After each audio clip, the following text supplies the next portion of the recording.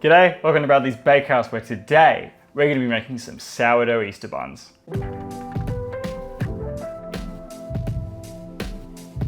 It's the time of year where everybody eats slightly spicy, fruity buns, and we're going to be making some today, but instead of just like the regular yeasted ones that I have made tens of thousands of over the course of my life, we're going to be elevating these. We're going to be making a little sourdough sponge, and we're going to be adding a little bit of joie de vivre and a little bit of finesse to them. So let's crack on. This is a 2-day process, so we've got to get started. We've got to set some things up before we make our dough tomorrow. So let's get into it.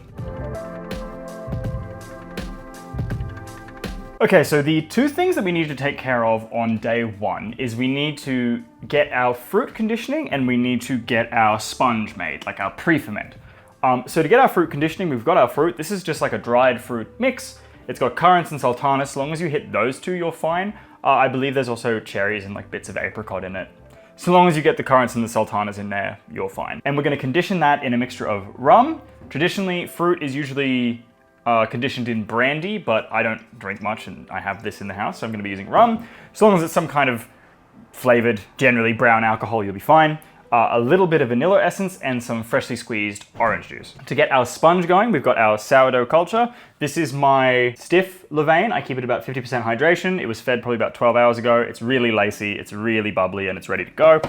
We've got some milk, which is probably just a little bit below room temperature. I live in Queensland, Australia, where it's like 33 degrees right now. So I tend to keep it a little bit colder because I know it's gonna get to quite warm just by sitting out. And we've also got some bread flour, which is what we're going to use to feed our culture. So to condition our fruit, we're going to take a tall mason jar. I like a tall one because it's really easy to get all of the fruit submerged in the liquid. We're going to get our fruit in there. We're going to spill it just everywhere. Get the fruit in there. Then we're just going to pour like just a little bit of rum over it. Not too much, just a little bit. Same with our vanilla essence. Ooh, that's a bit grim. Cut this orange in half. I'm just gonna squeeze some of that juice in there, just like that. Let that sit overnight. That's gonna soak up all of that moisture, and that's gonna do a few things. The rum and the vanilla and the orange and stuff is just gonna add a lot of like depth and much needed sort of acid in this, which is a very sweet recipe. And it's also going to rehydrate the dried fruit enough that if there are any bits on the outside, they're not gonna burn. It's gonna protect the fruit that make it to the like outer layer of the buns. So important step, don't skip it, please don't skip it. We're gonna hang on to this orange. We're gonna zest some of it into our bun dough tomorrow. And the second thing that we need to do is we need to get our sponge ready, right? So we've got our milk and we've got our culture here. Do make sure that your culture's pretty active for this. We do need to assemble the forbidden white Russian now. Now this is very similar to the pre-ferment that we made for the Christmas panettone video, and that's because this recipe is pretty heavily based on that recipe. It's just had a few changes made to make it more functional to being a bun and not to be like hung upside down and stuff. So we're gonna get our culture here, which is beautiful and bubbly and lacy and active. If you have a liquid culture and you wanna do this recipe, I would strongly recommend spend a couple days feeding it at 50% hydration. If you wanna get the same sort of consistency, you could probably use a liquid culture. You would just need to mess with some ratios. Our milk here, it's gonna go in now. We're gonna stir this so we can get the culture evenly dispersed amongst the liquid. Give that a good paddling. The most trust the process thing out of just about anything is making like a milk-based sourdough sponge. It's just so gross to me. We're gonna ferment some milk, and I say that as someone who eats a lot of yogurt. And then once that's kind of getting mixed in, getting broken up, we're just gonna put our bread flour in there. We're just gonna mix that until it's a single mass. That is gonna provide our levain for our Easter buns. It comes out as a similar sort of consistency to poolish, which is quite, you know, pudding-y, and it's a liquid, but it's thick. There we go, I'm gonna leave that. And then this is gonna sit out for about 3 to 4 hours or so until it's like nice and foamy and bubbly and awesome. And then it's gonna go in the fridge overnight. So, cause you know, milk is perishable. If we left this out overnight and then we put it into some buns, I don't think you'd enjoy the result. So that's all for day one. The sponge is fermenting, the fruit is conditioned. That's all we gotta do for day one. Tomorrow, day two, we're going to make and bake our Easter buns. We're also gonna put together a glaze. It's gonna be awesome. Good morning and welcome to day two of sourdough Easter buns. Today we're going to put together our dough and we're also going to make our glaze. So these are the ingredients for our dough, which is the first thing that we've got to do. We've got all of our ripe sponge from yesterday. It's very ripe, it's very bubbly, it's very jiggly. And we've got our conditioned fruit. It's very drunk. It smells like vanilla, orange, and rum. Who could ask for more? These two were taken out of the fridge probably about 40 minutes ago, so they've sort of warmed up a little bit. They're not exactly fridge cold anymore. Fresh ingredients for the day, we've got bread flour, we've got some butter, we've got an egg, we've got salt, sugar, we've got fridge cold water, we've got a little bit of mixed spice, just a little bit. It's like a sort of a mix of like nutmeg and ginger and coriander and all the lovely, lovely toasty, wintry spices. We've got the orange that we're gonna zest. We're gonna zest this for our dough as well. And we've got a little bit of yeast because this recipe is hybrid levain. So we're gonna use commercial yeast and we're also gonna use sourdough. We're just gonna get a little bit of extra lift from the commercial yeast, but we're mostly relying on our gorgeous sourdough sponge here. So that being said, let's get the stand mixer out and let's crack on with our first stage of mixing. Okay, so the first thing that we're gonna do, just like just about every dough on this channel, is we're gonna set up a fermenting. So I'm gonna breeze through it pretty quickly, but this is just kind of like a chemical process that we do at the start of mixing that kickstarts our gluten development and gets a little bit of extra gluten going. So into our stand mix is gonna go our flour, all of our lovely, like ripe, lacy, beautiful sponge. That's all gonna go in. In's gonna go our water as well. Here's a little trick. Pour the water in here. Loosen the rest of it up and you can get it in there because you don't wanna miss out on too much of that stuff. You don't wanna leave too much of that in the container. It's not gonna do any good in there. All that mixed into that water. There we go. In's gonna go our commercial yeast and our egg. And that's all that we're gonna put in there for now. We're gonna throw our paddle on there and we're gonna really gently mix that on the slowest speed that we can for probably about 3 minutes until it's like a single cohesive mass. Beautiful. So that's kind of just a little bit of like a shaggy sort of mess right now, but it is a single cohesive unit. Cover our bowl and we're gonna leave that to ferment at least for about 20 minutes. You'll find that when you come back, your dough is gonna have a bit more of a stretch to it. It's gonna have a bit more elasticity and it's not gonna be quite such a shaggy mess. Okay, so it's been about 20 minutes and where our dough is still a bit of a mess, it's a bit of a mess that's got some stretch to it now, see? See, we've got some like sort of nice stretch, a little bit of elasticity. Right? So that's how gluten's starting to form and we really need that gluten to form, particularly in this kind of recipe. We're gonna add a lot of things that are gonna slow our rise, like the spice is gonna slow our rise and the acid in the fruit's gonna slow our rise. So we really need to keep on top of the whole gluten matrix thing. In's gonna go our sugar, our salt, and we're gonna throw in probably about 1/3 of this butter up front, and then we're gonna add the rest as the dough mixes and absorbs it. Now adding all of the butter up front, because this is a relatively enriched dough, if we add all of our fat at once, it's gonna really hamper our gluten development and we don't want that. So we're gonna add the butter progressively as the dough mixes while it's mixing even. That butter is like nice and soft and room temperature. Don't add cold butter, just don't do it. Don't. Throw it in the microwave for 10 seconds or get it out half an hour before you do this. Like, just don't put cold butter in there. You'll regret it. The dough hook is on and we're gonna start kneading this again, slowly for probably about 3 minutes until everything's nice and combined, and then we're gonna start throwing our butter in. Right, so now that our butter's combined, I'm gonna increase our speed a little bit more. And I'm gonna add in another chunk of our butter. Cool. So that last little bit of butter's been absorbed. I'm gonna throw in another chunk. And then our last one's going in. Right, so now that our butter's been absorbed and our dough's definitely coming together and picking up some like really nice, beautiful stretch, we're gonna add the last 2 ingredients to the dough before we finish developing our gluten. One is our mixed spice. Oh, it smells like Easter. And the other is we're just gonna zest some of this orange into the dough. This is a microplane or a zester, whatever you wanna call it. You could use a grater, I'm not really fussed. We just need a little bit of that in there. It's just gonna add like a nice little bit of brightness and like a nice little bit of flavor to it. I find that the citrus plays really, really nicely with the mixed spice. And I'm pretty sure that's been a thing for centuries. So I don't think that's just me that thinks that. I'm not gonna take credit for that like I felt like I was going to do then. But I'm gonna drop this down and we're gonna probably mix this medium speed for probably about 8 minutes or so. We're gonna give this like a relatively hard time in the bowl. The dough is gonna be soft and silky and very, very like easy to handle. It's not gonna be very sticky at all because of that fat percentage, right? But once we get to that point, we're gonna back mix in our fruit and then we'll be ready to set up for our bulk ferment.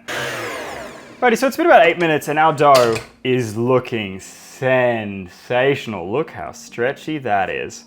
Beautiful, beautiful, beautiful, slightly spicy bun dough.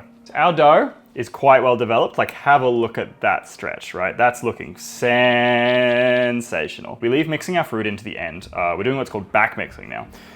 Because if we were to knead this dough that aggressively with the fruit in it, that fruit would break apart and all of the acid in the fruit would leak into the dough and just kill all of our yeast. It would really, really hamper our ability for the dough to grow. So we're adding the fruit now because we want to keep the fruit whole and we want to do as little damage to it as possible as we mix it amongst the dough. So we're gonna bring it down and we're not gonna let this go above its slowest speed. We're gonna let this mix as slowly as we can until all that fruit is nice and combined. It should take around 2 to 3 minutes. I'm not gonna walk away. I'm gonna stand here and I'm gonna watch it just to make sure we haven't pushed things too far and we haven't started breaking our fruit up. Alrighty, so that was probably about 2.5 minutes or so. I'm pretty happy with how thoroughly that's mixed in. So what I'm gonna do is I'm just gonna wet my hand, right? And I've just got this is just a big container that I've oiled up. I'm just gonna ball this up in the bowl. And then I'm just gonna dump it into this container because now we're gonna start our bulk ferment. I'm gonna just give it the loosest booling you've ever seen and just dump it right in the middle there. Scrape the bits out of the bowl, get it all in there, don't waste any. You saw how fucking labor intensive making that dough was. Definitely don't waste any.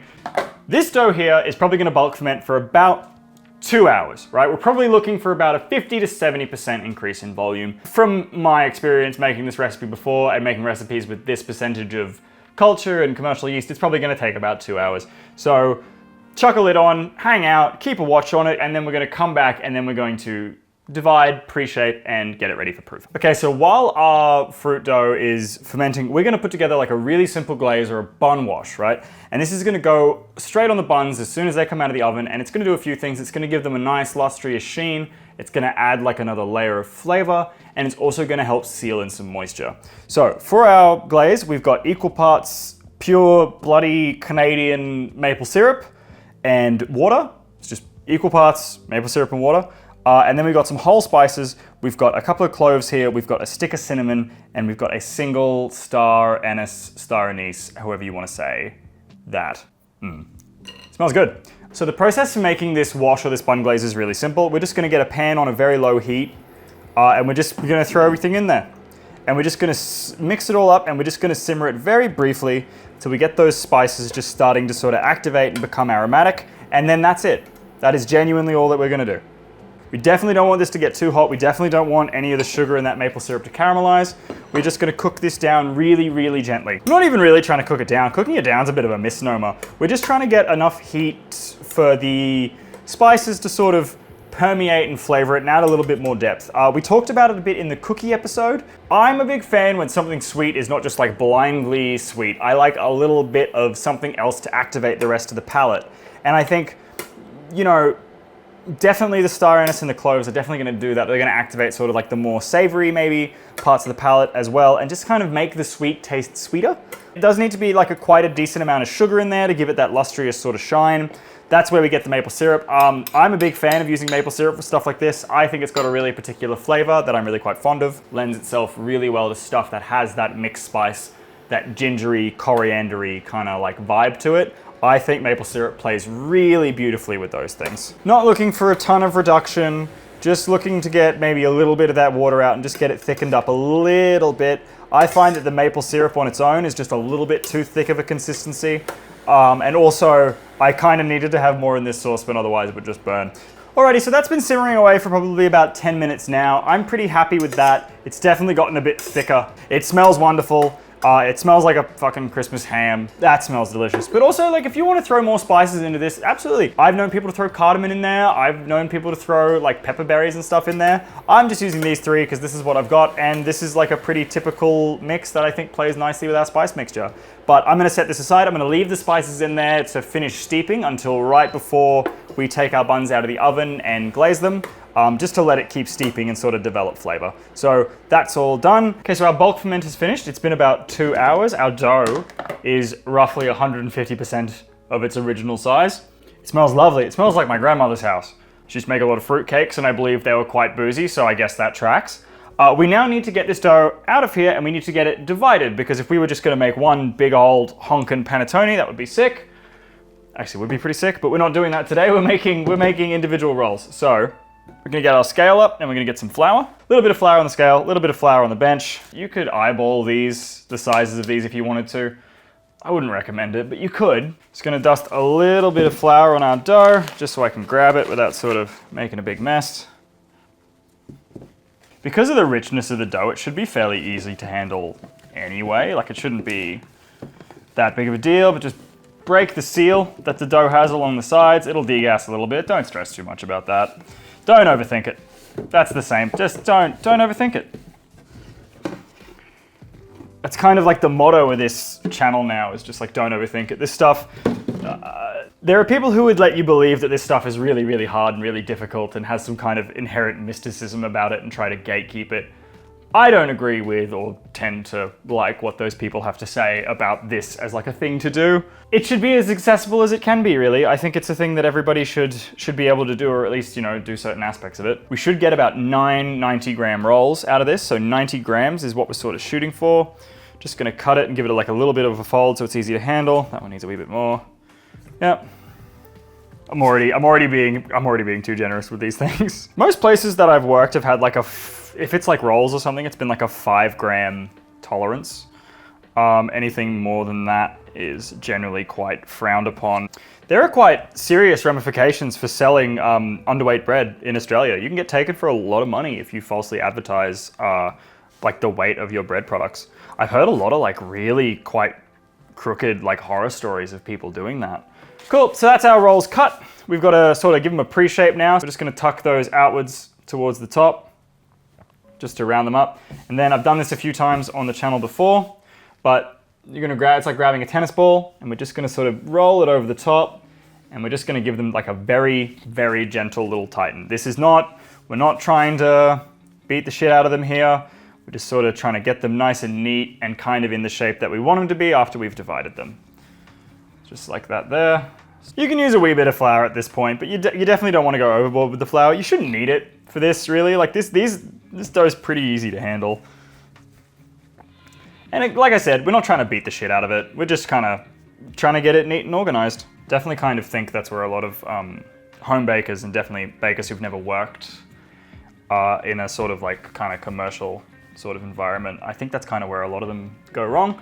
I think they tend to overflour sort of everything, and then you wonder like, oh, why is my bread dry? Why is the texture all sort of messed up? It's because you're not afraid of a little bit of stickage. There are certain instances where you want stuff to stick, you know, like I want this dough to stick to this table while I'm rounding it. It's going to create friction for the skin to work its way toward the bottom and become round and give us like these nice smooth tops, you know? So here are our 9 Easter buns, all pre-shaped. I'm going to sprinkle these with a tiny bit of flour, and I'm going to let them rest for probably about 20 minutes before I give them like another quick tighten up and then get them onto a tray ready for proofing. Don't they look nice? Don't they look splendid?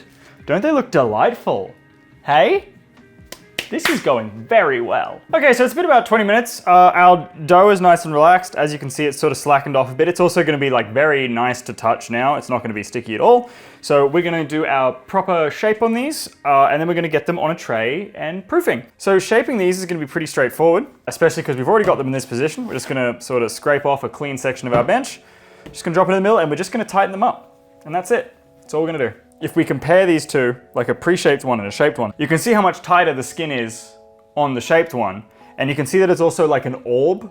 You know, it's not like, it's like a ball. Ball? I went with orb before I went with ball.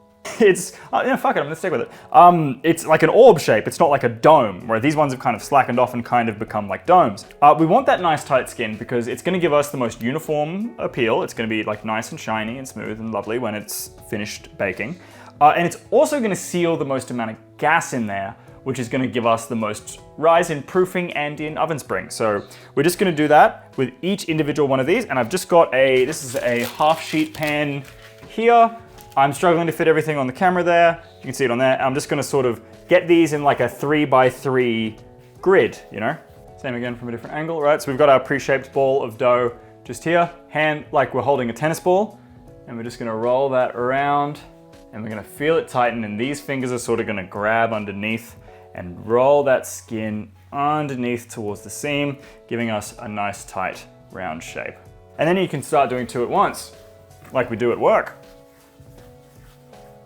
It took me an embarrassingly long time to get good to be able to do this with my left hand. Look, I'll just do this one left hand. It took an embarrassingly, like even this, I still have to work this way more than I do with one with my right. And even then, I don't think that's like as neat or as clean as it could be. Out of practice, mate. There are our 9 Easter buns ready for proofing. Just make that grid nice and tight. I'm just gonna manipulate the paper so they're a little bit closer to the center. We're gonna let these proof for probably about an hour and a half, maybe 2 hours. It's pretty warm today, so I'm probably gonna bet that it's gonna be about an hour and a half. This is a good time to preheat your oven. We're gonna preheat your oven fairly low for this, probably about 160 degrees. If your oven takes less than an hour and a half to preheat to 160 degrees, that's fucking great for you, and I feel really good. Mine does, though. Mine does take that long to get to 160 degrees. So I'm gonna preheat my oven now, and if your oven is also terrible, feel free to do the same. These are gonna sit for an hour and a half, maybe 2 hours. We're looking for another 50% increase in size. That's what we're looking for again. That's kind of the magic number with this sort of thing. So we'll be back in an hour and about 40 minutes or so. As you can see, these have proofed up really nicely. They're sort of starting to blur the lines between being individual and being like a cohesive unit. These are gonna go into our preheated oven now. They're probably gonna go in for about 40 minutes, maybe closer to 50. And we're gonna check them probably about 20 minutes in to see if they need to be rotated. These aren't getting any steam, these aren't getting anything, just going straight into our 160, 170-ish degree oven. So about 45 minutes later, we're gonna pull our buns out of the oven and we're going to give them their glaze. Woo! Right, so we've got our glaze here, the maple syrup, star anise, and cinnamon clove, all that good stuff reduction. Just gonna pretty heavily saturate this brush with it. It's really important to do this while they're hot. It's really, really important to hit them with the glaze while they're hot. Don't let them cool down and hit it. Just before you even get them off the tray, apply liberally because it is all gonna soak in and really up the flavor too. It's gonna introduce some new interesting sort of little palate activators in the clove and the star anise particularly. And there we have our sourdough fruit buns. We are gonna get these off this tray and cooling onto a wire rack. Really important to let these cool on a wire rack, otherwise they'll like sweat up a storm, especially because they have lots of sugar in them. But yeah. We're gonna give these an hour or so to cool down, and then we're gonna cut one open and try one. They smell fantastic. They're already like losing their stickiness from the glaze too because it's soaking in. But we've got that really beautiful lustrous shine. They smell like fruit. The fruit on the outside's still nice and tender. It's not like burnt or charred or any of that weird shit thanks to the conditioning that we did. These, I can't wait. Okay, so it's been about an hour and a half. Our buns are cool. I'm gonna cut into one to see what it looks like on the inside.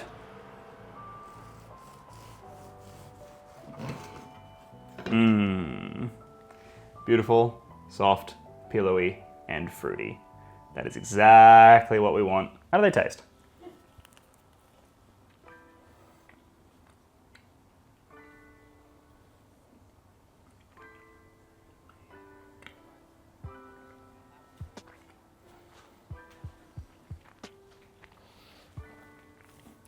Sweet mother of fuck.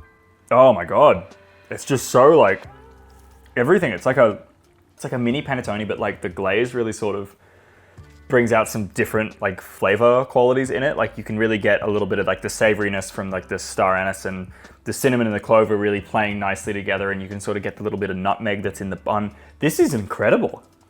That's fucking fire. Thank you so much for watching this episode of Bradley's Bakehouse. I certainly hope you got something from this. I've made tens of thousands of hot cross buns in my life, but going back and then trying to elevate them still is a process that I really, really enjoy. And I think is definitely something that's really worth doing. I think if you're gonna try and make a batch this year and you've got a culture, why not give this a shot? I know this was a 2-day event and it was kind of a little bit of an Olympic sport, but I think it's really worth it. I think these things are delicious. I think they're exceptional. Whether you can be bothered to cross them or not, as you can see, I can't be bothered. I don't really see the point, really. You may as well just have the shiny fruit bun and just have a good time with it. And on that note, have a good one. Thank you so much for watching.